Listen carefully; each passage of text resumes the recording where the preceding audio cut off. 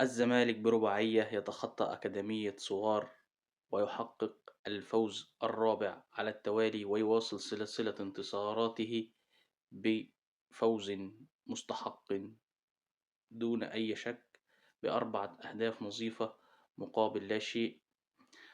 كانت المباراة يعتبر من جانب واحد من جانب نادي الزمالك، نظرا وتقديرا وكل الاحترام والتقدير للفريق أكاديمية سوار، ولكنه لم يكن بالند القوي.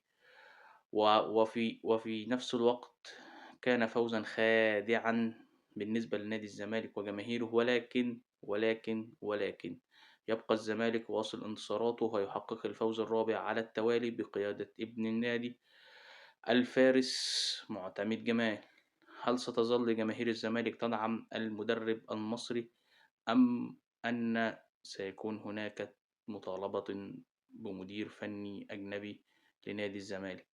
هل ستدعم مجلس الإدارة المدرب المصري، أم سيكون هناك تغيير في فترة الانتقالات أو فترة الميركاتو الشتوي؟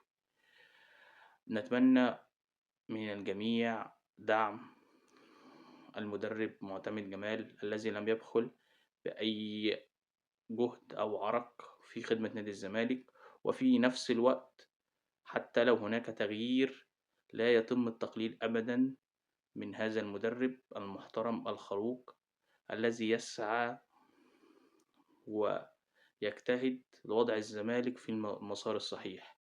وقبل أن ننهي لابد وأن نشكر مجلس الإدارة على دوره وقراراته في إبعاد الثلاثي المشاغب الذي جعل من نادي الزمالك في الوضع الحالي مستقرا.